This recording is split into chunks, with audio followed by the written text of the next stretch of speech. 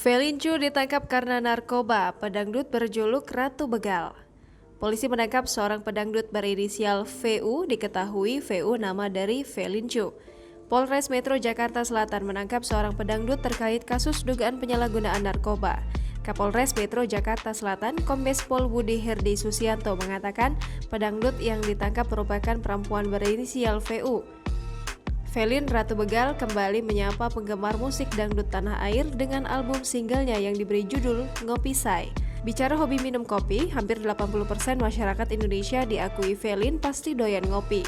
Felin Ratu Begal memang dikenal energik dalam membawakan lagu-lagu dangdut yang dikolaborasikan dengan musik disco house. Karenanya, tembang Ngopi Say ciptaan Aco Jibrani diyakini bakal melambungkan namanya sebagai penyanyi spesialis dangdut.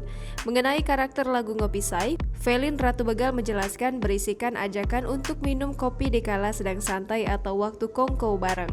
Bisa di rumah, kafe, kantor, kampus, tempat tongkrongan di lingkungan tempat tinggal atau di mana saja.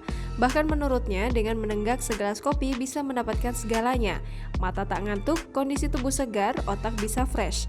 Gaya hidup minum kopi sejak dulu sudah melanda masyarakat pedesaan sampai perkotaan.